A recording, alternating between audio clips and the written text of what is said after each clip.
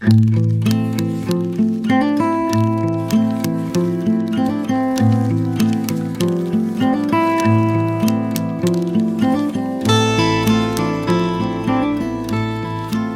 never so invisible as we are to the people we most want to see us.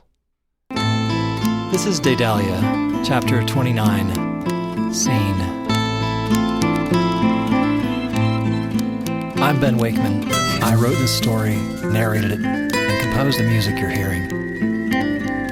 You're experiencing it in the way I first imagined it, as a world, a ritual, or perhaps a dream you fall into and float out of each week. If the story of Daedalia pulls you in, you can subscribe or leave a comment on my website, catchrelease.net. That's how I know you're out there.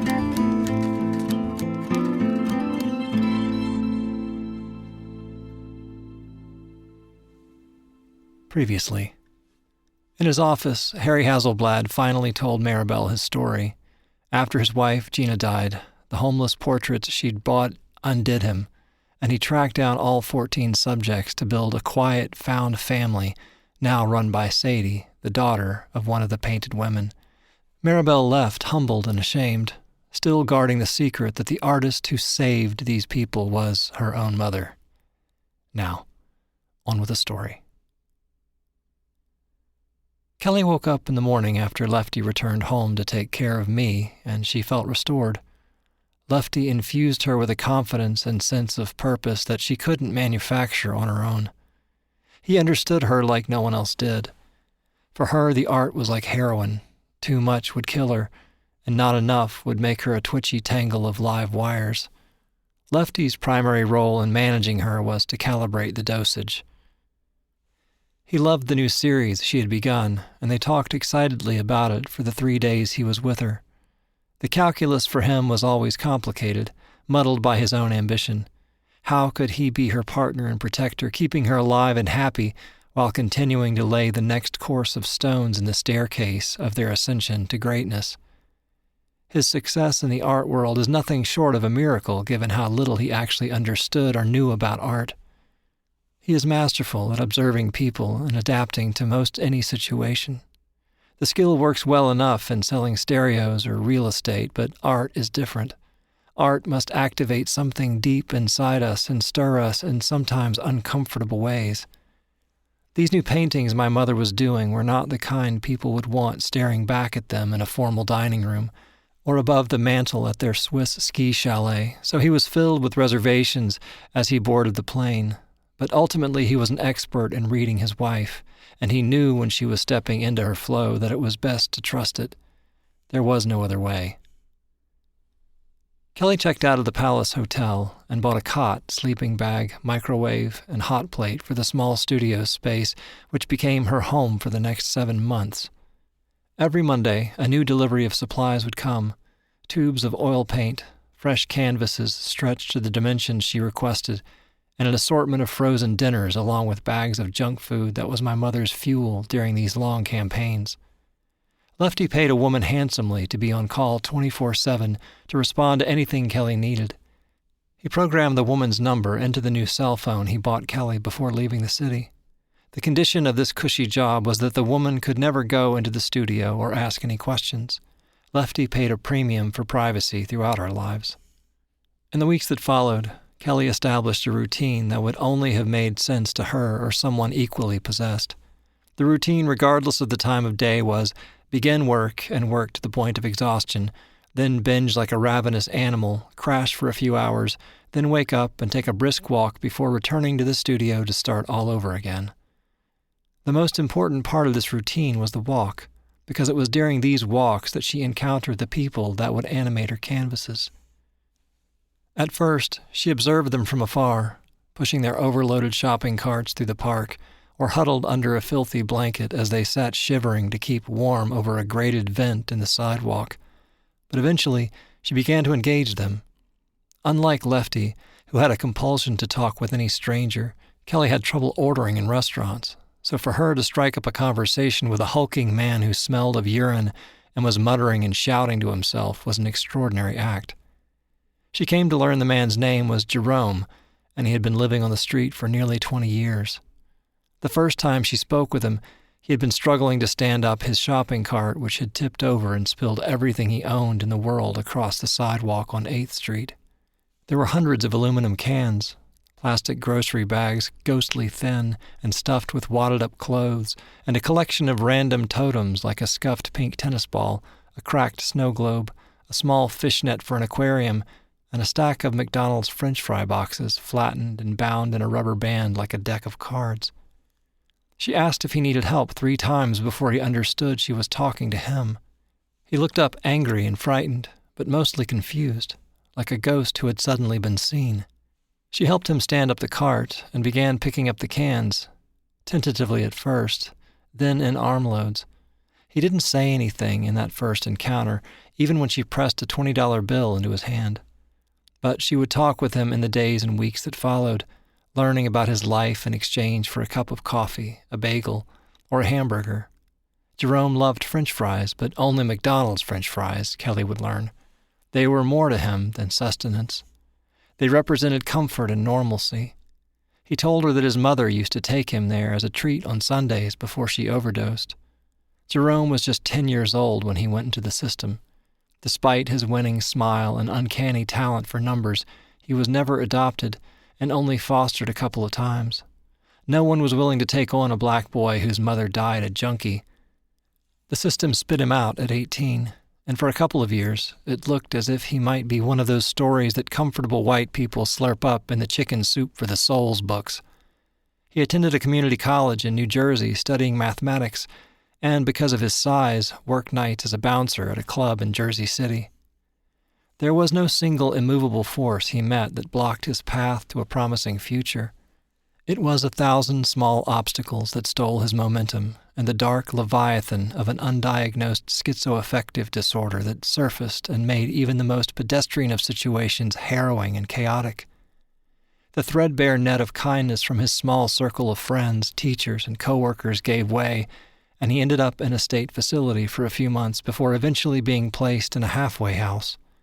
He preferred the half that didn't require him to share a room with a man who chronically masturbated and occasionally screamed out for his mother, so Jerome learned to live on the street.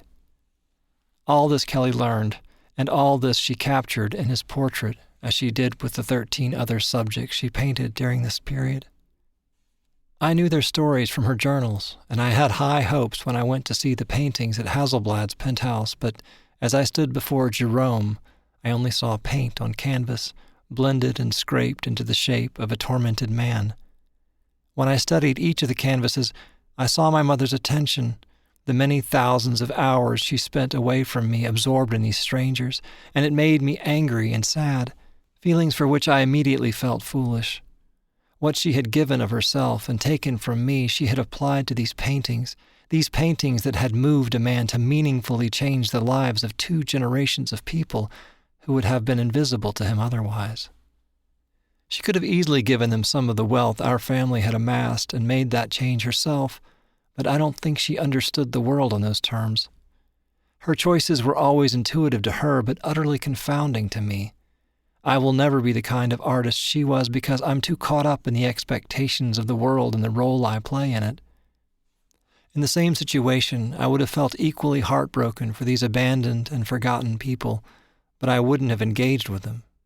Maybe one of them would have become a character in a book I was writing, and maybe I would have donated to a local soup kitchen, but I wouldn't have taken them so completely into my heart and stayed up for days trying to pour the essence of them into a canvas. In one of our conversations near the end of her life, when I was interrogating her, desperate to extract the magic I didn't really believe in but knew would die with her, I asked about these portraits. I didn't know then what I do now about Hasselblad and his mission. Here's what she said. "Don't do this, Marabelle, please, I beg you. I don't want to be preserved, gilded, or vilified.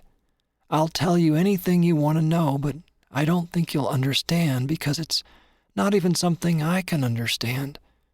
When I would take those walks, comfortable in my goose-down coat, warmed by my hot cup of coffee and the fresh pastry in my tummy, I wasn't really thinking about anything. I had no plan. I was just walking, and then I would feel something familiar. this tugging sensation I've learned to pay attention to. It was always wildly uncomfortable, and if I'm being honest, my acting on these impulses was a compulsion. I didn't want to do many of the things I did, but I feared what would happen if I didn't. The time I spent with those people, it's not anything like you might be imagining. I didn't have some deep empathetic ability. I was scared to death most of the time. More than once I was shouted at and spit on. I was propositioned more than once and ran away frequently, but when I persisted or when I returned on another day and I stayed and listened, something would shift. I would see a person not unlike myself. They heard voices, but fuck, I hear voices. It was as if all the other people in our heads, the voices we had to keep secret, had to lock away, could be heard finally, and no one thought we were crazy. Though I'd always known my mother wasn't normal, I'd never thought of her as mentally ill like so many of the people in those portraits. But they were strangers. Kelly was my mother. She painted them so well because she understood their estrangement and recognized the everyday terror of their daily existence. They were so isolated, Marabelle. They lived. They survived without ever really being seen by anyone. I got lost in their sorrow, and I wasn't able to break free of it. If your father hadn't come, hadn't forced me to stop, I wouldn't have been able to leave them. I remember the day when my mother came home. Lefty had been preparing me for weeks. I had spoken to her on the phone a dozen times during her absence, and it was always awkward and one-sided, her trying to fill all the empty space. "Your mom's not a normal person," Lefty had told me the night before she was to return. We were in the kitchen, and he was making dinner. "I know that's hard to understand, sweetie, and it's not fair that she can't just be a normal mom, but it will be easier if you can understand she's different, and it's got nothing to do with you. The way she is, she can't help it. She loves you more than anyone, even if it doesn't seem that way." "I know," I told him. I think he wanted to have a long conversation about it, to do everything he could to prepare me for us becoming our weird little family unit again, but I wasn't having it. Of course I knew she wasn't a normal mom. Nothing would make me stop wanting that, though. I saw how anxious Lefty was, and it made me anxious, so I tried to do what he wanted me to do. I made a pathetic welcome home sign on some printer paper with a magic marker, and then I went into my room and played Nintendo. That's what I was doing when she came home the next day. I heard the car door slam, and then the front door open, and then her walking across the wooden floors of the front room, and then down the hallway to my door. It took a long time for her to open the door, and when she did, I didn't look up, just kept staring at the small television, nudging Mario along. "Hi, sweetheart," she said. "Can I play too?" She picked up the other controller, and we played for a couple of hours. She didn't try to hug me or ask me any questions. We just played. She was actually surprisingly good and seemed genuinely into it, so I forgot I was mad at her for going away. Later that night, we went into town to get dinner, just the two of us.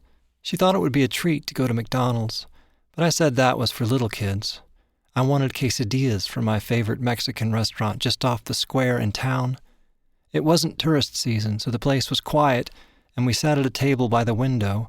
I remember everything about that conversation. I had been rehearsing it for a year. "Why did you have me?" That's how I opened things. She looked like I had struck her, but she nodded, put her napkin in her lap, and said, "Because I couldn't not have you." "What do you mean?" "I know how babies work, Mom. I'm not like Jesus or something. You and Daddy made me. Why did you make me?" "We don't always choose things that happen to us, but we do get to choose what to do next, what to do about them. I was too young to really know what I was doing, so even though I didn't exactly choose to make you, I did choose to keep you. I couldn't imagine anything else." I remember not really understanding this at all, but I did understand that she was being honest with me. "Why is your art more important than me?" I asked, following my script.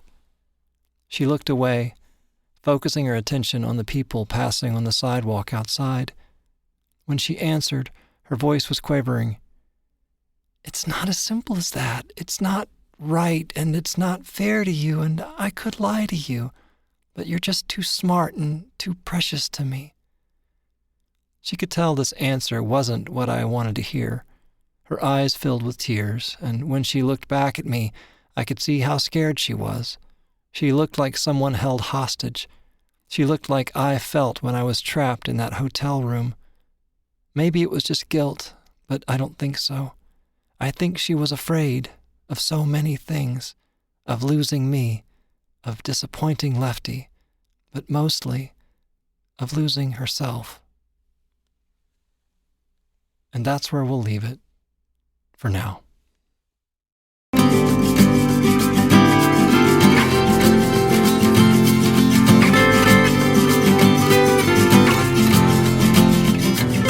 If this chapter stayed with you, I'd love to hear what lingered.